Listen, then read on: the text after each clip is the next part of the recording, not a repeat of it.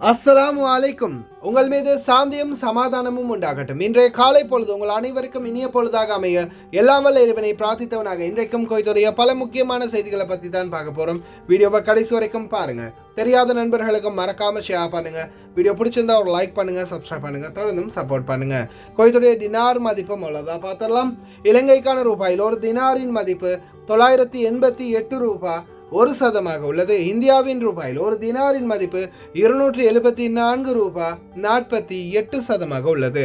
இது அல்முல்லா எக்ஸ்சேஞ்சுடைய application online rate ஆகும். அல்முல்லா exchange ஜமியாக்குள்ள உள்ள மெஷின் ரேட்டை பார்த்தலாம். இந்தியாவுக்கு 274 ரூபாயும் இலங்கைக்கு 990 ரூபாய் 9% உள்ளது. ஆனால் இவங்களுடைய ஒவ்வொரு எக்ஸ்சேஞ்ச் மெஷின்கள்லையும் ஜமியாக்குள்ள உள்ள மெஷின்கள்லையும் ரேட்டு மாறுது. நான் அபு ஃபத்திரா ஜமியாவோட ரேட்டை தான் வளமையாக சொல்லிக்கிட்டு இருக்கிறேன். ஆனால் இதில் பாருங்கள், ஜாபர் அல் அலி நேற்றைய தினம் 10 ஆகஸ்ட் சரியாக பார்த்தீங்கன்னா எத்தனை மணிக்கு போட்டிருக்காங்க? இது 20/12. அப்போ 8 மணிக்கு போட்டிருக்கிறாங்க. சாயந்தரம் 8 மணிக்கு போட்ட ரேட்டை பாருங்கள், 88 தினார் 750 காசு. அப்போ 90 தினார் போட்டிருக்காங்க, அதில் 1.25 தினார் போனால் 88 750 காசு. இதுக்கு இந்த டினாருக்கு எவ்வளோ வந்திருக்குன்னு பார்த்தீங்கன்னா 986 தான் வந்திருக்குது. 976 ரூபாய் ரேட்டாக கொடுத்துருக்குறாங்க. அதே இது நான் அப்ளிகேஷனில் செக் பண்ணி பார்த்தா 988 ரூபாய். அவங்க 976 ரூபாய் கொடுத்துருக்காங்க மெஷினில். அதே மாதிரி 40 தினாருக்கு அவங்களுடைய அப்ளிகேஷனில் செக் பண்ணி பார்த்தா 996 ரூபாய் கொடுக்குறாங்க. 50 தினாருக்கும் 996 ரூபாய் கொடுக்குறாங்க. அதே மாதிரி பார்த்தா இந்தியாவுக்கு அப்ளிகேஷனில் 100 தினாருக்கு பார்த்தாலும் 274 ரூபாய் 48% தான். ஆனால் 150 தினார் இலங்கைக்குன்னு செக் பண்ணால் 981 ரூபாய் 8%. ரொம்ப ஃப்ராட் பண்ணுறாங்க இந்த மெஷினில். அதே போல் ARY தான் இப்போதைய சூழல்ல இந்தியாவுக்கும் இலங்கைக்கும் செம்மையான ரேட் கொடுக்குறாங்க. இதில் பாருங்கள், இதுதான் ARY ரேட். 1001 ரூபாய் 75 தினாருக்கு உட்பட்ட ரேட்டே கொடுக்குறாங்க.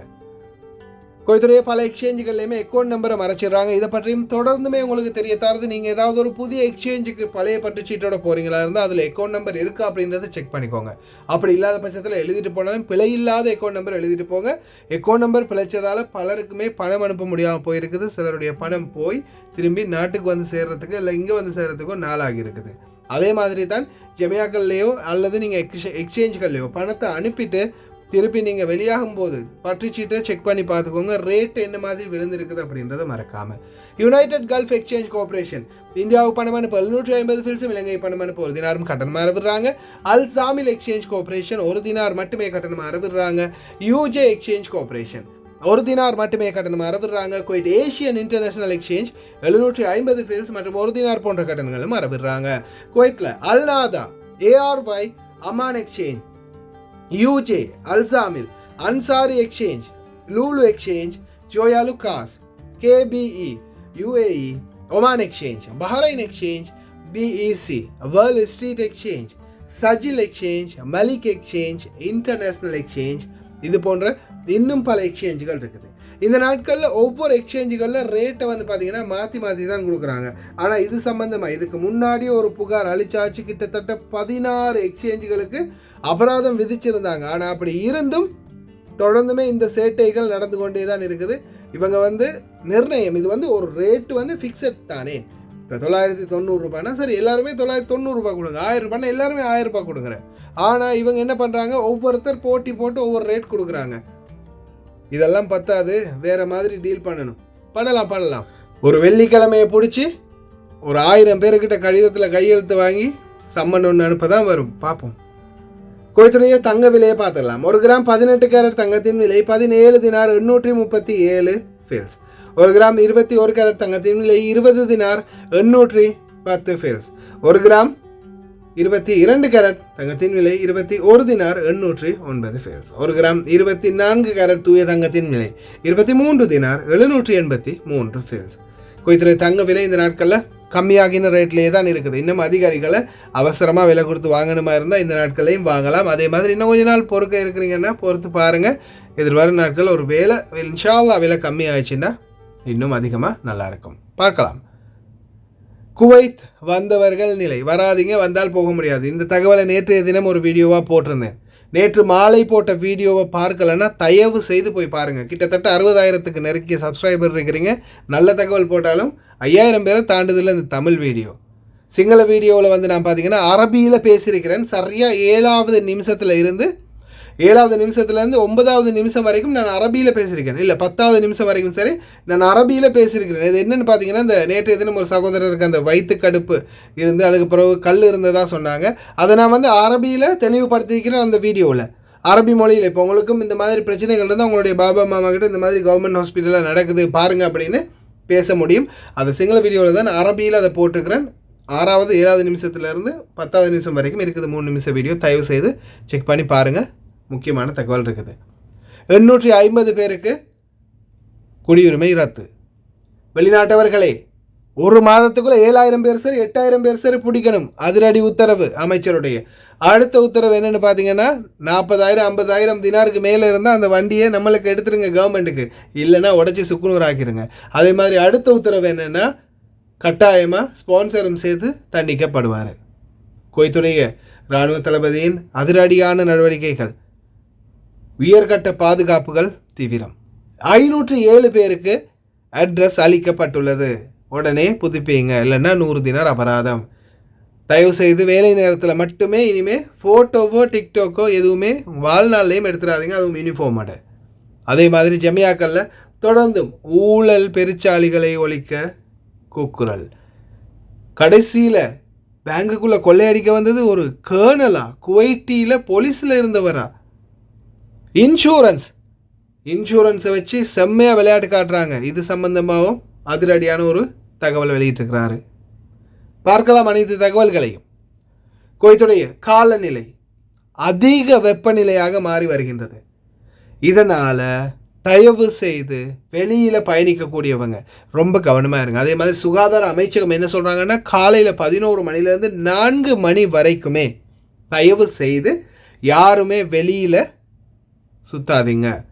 இந்த வெப்ப சூழலில் வந்து நீங்கள் வெளியில் திரியும் போது ஒருவேளை இந்த வெப்பம் அதிகமான தாக்கத்தை ஏற்படுத்துச்சுன்னா, அது உங்களுடைய நரம்பு மண்டலங்களை பாதிச்சிச்சுன்னா மிக பெரிய அளவான ஆபத்துக்களை நீங்கள் சந்திக்க நேரிடும்.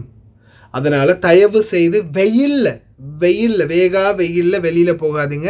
அவசியமான வேலைகள் இல்லாத பட்சத்தில் கவனமாக இருங்க. இராணுவத்தின் தலைமை பணியாளர்கள் லெப்டினன்ட் ஜெனரல் பைலட் பந்தர் சாலிம் அல் முசைன், முகமது அல் அஹமத் கடற்படை தளம் மற்றும் சாலே அல் முகமது இயந்திரமாக்கப்பட்ட படையணி 94 ஆகியவற்றிற்கு ஆய்வு விஜயம் செய்கிறார். மிக உயர்ந்த அளவிலான தயார் நிலை மற்றும் விழிப்புணர்வை பேண வேண்டியதன் அவசியத்தையும் அவர் வலியுறுத்தினார்.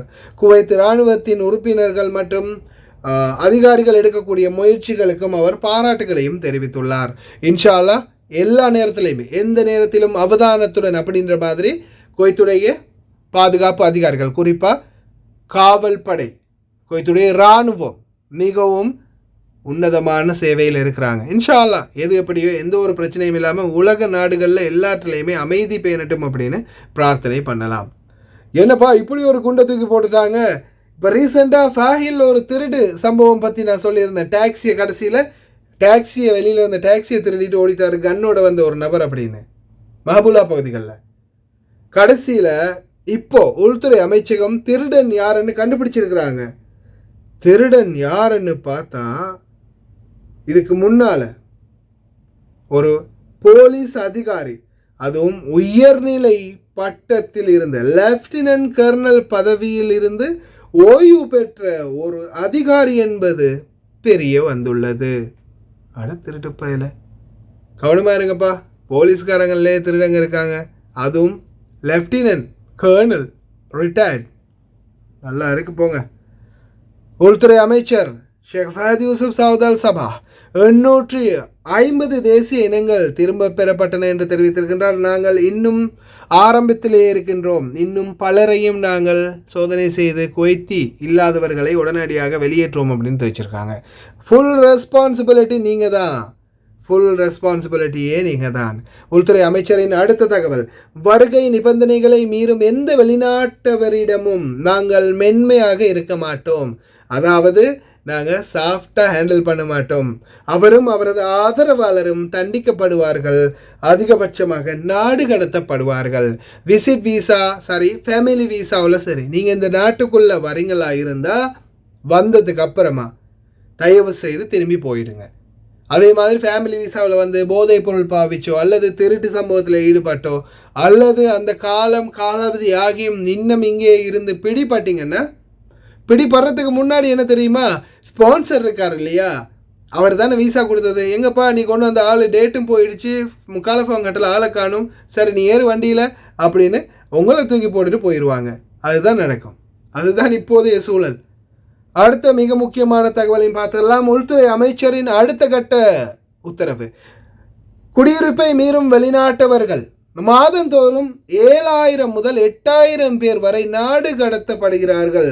ஆனால் இதை தொடர வேண்டும். தொடர்ந்தும் வதிவிட சட்டத்தை மீறும் வெளிநாட்டவர்களை கைது செய்வதற்கான பிரச்சாரங்கள் தொடர்கின்றன. உள்துறை அமைச்சகம் தனது இலக்காக நிர்ணயித்த எண்ணை அடையும் வரை அது நிற்காது என்றும் தெரிவித்திருக்கின்றார்கள். ஆனால் இதில் இன்னொரு முக்கியமான மேட்டர் சொல்கிறேன், கேட்டுக்கோங்க. சின்ன மீனை போட்டால் கடைசியில் மாட்டினது பெரிய மீன் அப்படின்ற மாதிரி இப்போது அக்காமா இல்லாதவங்களை பிடிக்கிறதுக்காக தான் இந்த சோதனை. எல்லா பக்கமும் சோதனை பண்ணுவாங்க.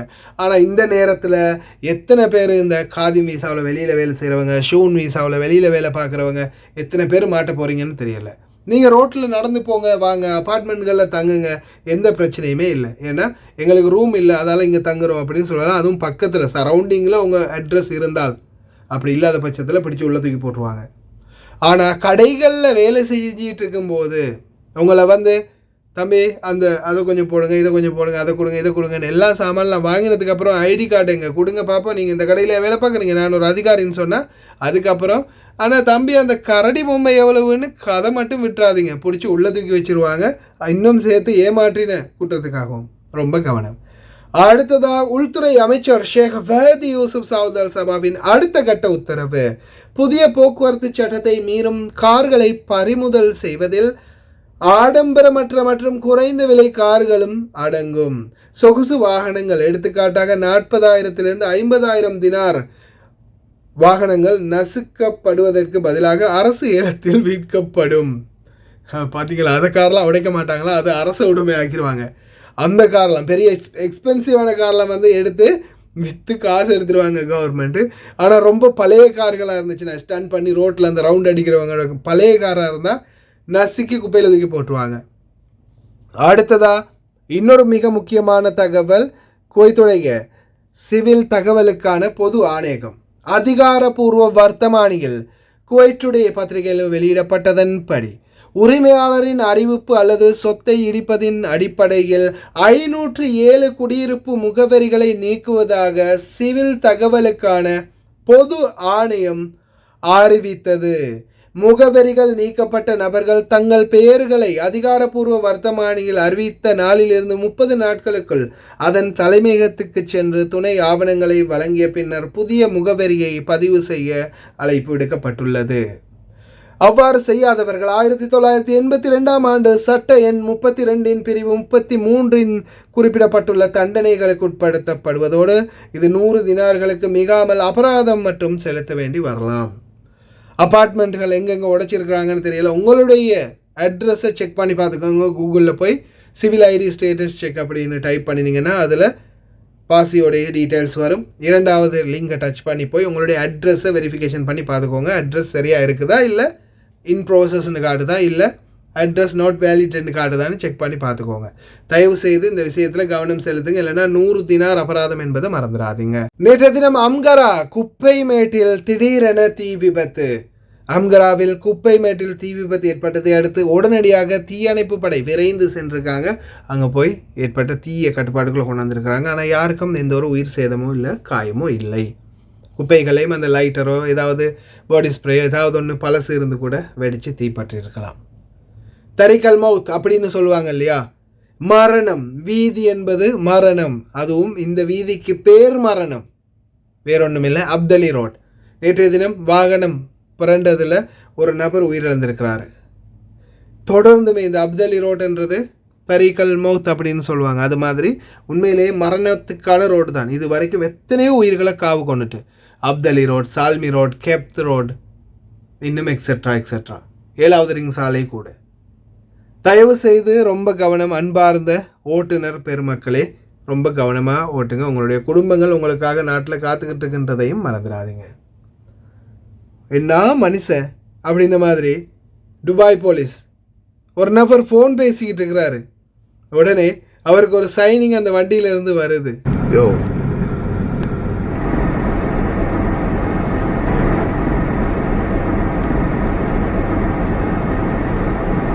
கேட்டாங்க பாருங்க ஒரு கேள்வி, இந்த அழைப்பு உண்மையில் உங்கள் உயிரை விட முக்கியமானதா? Is this call really more important than your life அப்படின்ற ஒரு கேள்வி கேட்டுக்கிறாங்க. அதோடைய ஃபோனை வச்சுட்டாரு.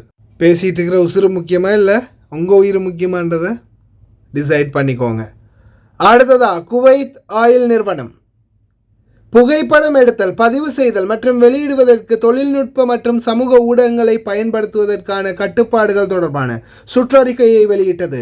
தொழிலாளர்களை சீருடையில் புகைப்படம் எடுப்பது அல்லது கட்டிடங்களில் உள்ள மற்றவர்களை புகைப்படம் எடுப்பது அல்லது தங்களின் உளவு பார்ப்பதற்கு ஒட்டு கேட்பதற்கும் தொழில்நுட்ப வழிமுறைகளை நிறுவி பயன்படுத்துதல் அல்லது நிறுவன தொடர்பான ஆவணங்கள் மற்றும் ஆவணங்களை புகைப்படம் எடுப்பது அல்லது கட்டிடங்கள் மற்றும் நிறுவன வசதிகளுக்குள் புகைப்படம் எடுப்பது தடை செய்யப்பட்டுள்ளது. அதன் அனுமதியின்றி ஊடகங்களில் வெளியிடுவதை தடை செய்தது. மேலும் எந்த ஒரு மீறலையும் புகார் அளிக்குமாறு அனைத்து ஊழியர்களுக்கும் அழைப்பு விடுத்துள்ளது. ஏதேனும் சந்தேகம் இருந்தால். ஆயில் ஃபேக்ட்ரியில், ஆயில் கம்பெனியில் வேலை பார்க்குறவங்களுடைய முக்கிய கவனத்திற்கு, டிக்டாக் எடுத்து வீடியோ போட்டுக்கிட்டு மாட்டிடாதீங்க. வேலையும் போயிடும், ஜெயிலுக்கும் போக வரும். உளவாளின்னு நினச்சிருவாங்க. சரி, ட்ரொலி தள்ளுறதுக்கு நீங்கள் வந்தால் ஒரு தினார் பணம் கொடுக்கணும். ஓகே, இது விமான நிலையத்தில் நடந்த சம்பவம். ஆனால் ட்ரொலியை நான் தள்ளிட்டு போகிறேன்ப்பா ஏன் பேக்கை வச்சு அப்படின்னாலும் இல்லை, ட்ரொலிக்கும் ஒரு தினார் அடிங்க, அதுக்கும் ஒரு தினார் வாங்கியிருக்கிறாங்க. தம்பி பங்காளி, என்னப்பா மசரி உங்கள் வீட்டு பங்காளியா என்ன இப்படியெல்லாம் ஊழல் பண்ணுறீங்க? ட்ரொலிக்கு ஒரு தினார் வாங்கியிருக்கிறாங்க. போச்சா?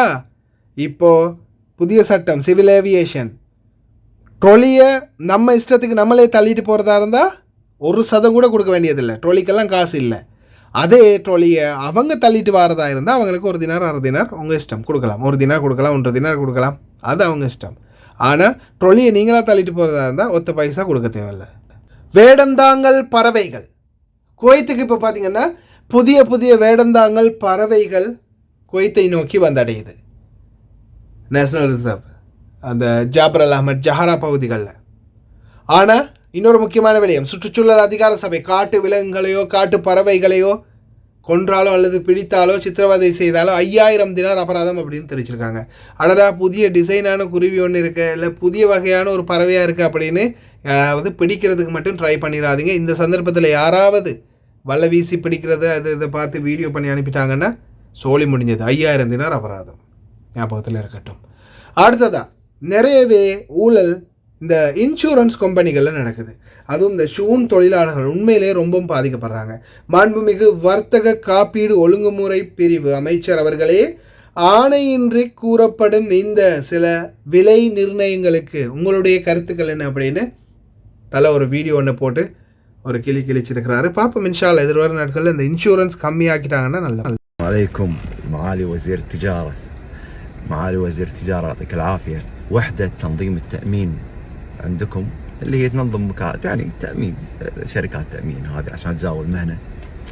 إذا رحت قدمت أنا أو في واحد قدم صار له 9 أشهر قاعد يدفع إيجارات عشان ياخذ ترخيص مزاولة المهنة.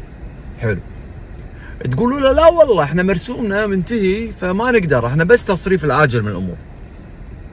حلو، دشيت موقعهم زي مرسومكم منتهي، شلون قاعد يصدرون رخص؟ شركتين مرخصين، يعني هالشركتين ليش عاجل؟ ايش معنى؟ والباجي غير، هذول غير. شنو الايرجنت بهالشركتين اللي خلال الشهر اللي طاف مرخصينهم؟ يعني كويتيين وهذول مو كويتيين؟ ولا العاجل هل هو يعني يكون علاقته قريبه من مجلس اداره مثلا انه يكون عاجل؟ فجزاك الله خير، يا تطبق القانون على الكل يا ترخص حق الكل. انا عندي واحد صار له 9 أشهر يدفع ايجارات وعماله وموظفين يبي يزاول المهنه، مو مخلينه. ليش؟ والله مرسومنا منتهي. يوم انه مرسومكم منتهي شلون رخصتوا حق هالشركتين؟ انت مو فاهم. اي انا احب اللي يقول انت مو فاهم، والله متعتي. فهمني شلون عاجل، من وين جبت عاجل؟ هذا فلان الفلاني مثلا صح، هم صح، مقارن فلان ما يصير، يعتمد على منو. الله يجزاكم خير، طبقوا القانون على الجميع، بالنهايه كلهم مواطنين كويتيين. هل لازم اكون رفيجكم ولا واحد قريب عليكم ولا واحد يكلمكم؟ بعدين مرسومكم منتهي، شلون تصدرون؟ شلون تطلعون؟ اذا منو اللي يحدد منتهي؟ هو على مزاجكم؟ اسف. اذا مو على مزاجكم اعطوا الكل، واذا على مزاجكم قلنا نعرف اني خلي احد يكلمكم، نشوف له درب عليكم. بس المفروض في العهد هذا ما فيها الخرابيط هذه. الله يجزاكم خير. شوف الرخص اللي معطله ومشوها، مشوا البلد. الله يجزاكم خير وشكرا. அடுத்தது அந்த ஜெமியாக்கல்ல பார்த்தீங்கன்னா பல மில்லியன் பில்லியன் தினார்களை ஆட்டையை போட்டிருக்கிறாங்க. உயர் பதவியில் இருக்கக்கூடிய எம்எஸ்ஆரிகள் தான், வேறு யார்? அவங்களே தான். தூத்துமியா தூத்தின்னு வாங்க கேட்டால், தலாத்தமியா தலாத்தீன்டா இல்லை, தூத்துமியா தூத்தின். என்னடா அரபி இது؟ ماشي عزيزي المساهم وعزيزي المواطن في الجمعيات التعاونية. من يعتقد أن الجمعيات التعاونية ملك للمساهمين والأيتام فهو يتوهم. الجمعيات التعاونية تدار من بعض مراقبين الماليين، المراقب الإداري والمالي والوافد مدير السوق. أما مجالس الإدارات فمجلس الإدارة المنتخب البعض فيهم طبعا مدير معين، لا هذا موضوع آخر، ولكن خلونا نتكلم عن مجلس إدارة منتخب. هذول البعض فيهم داش بدون فكر، ما عنده برنامج، ما عنده شيء، ضرب وحدة وطنية، ذا نجاح، عرفت يعني، فرق تسد، ما عنده شيء، ما عنده شيء. يدش يبي مرسيدس حق المدام، يبي شقة برا، يبي فلوس، يبي كيش على يدين. البعض فيهم ولا شك أن هناك محترمين. أما نرجع للرقابة والتفتيش فهم مجرمين. البعض فيهم لا شك أن الكثير محترمين. مجرم في استخراج الرخص وادخال بضائع عن طريق الوافد، يضبطه بكل شيء، لأن هذا بعد يبي يتضبط عشان لا يصير عليه شيء. فتصير عملية نصب قانونية، يعني ما عليها أي أوراق مستندات، وهذا كله شغل من تحت الطاولة. البعض فيهم ورخصة باسم اخته بنت خاله، لو فتحت هيئة فساد عليهم، لأن ما عندهم إنجازات، ما عندهم شيء.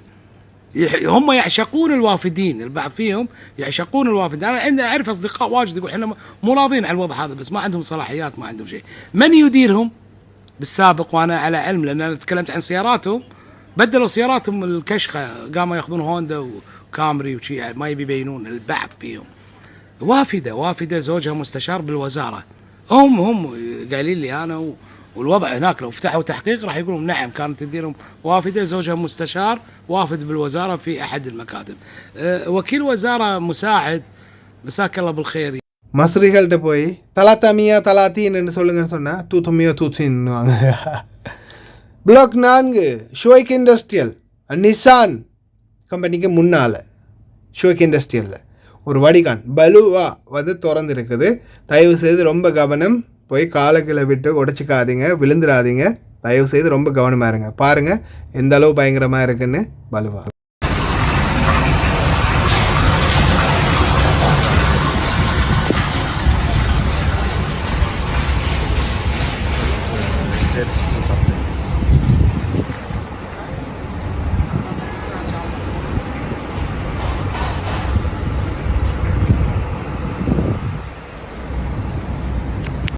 தயவு செய்து ரொம்ப கவனம்.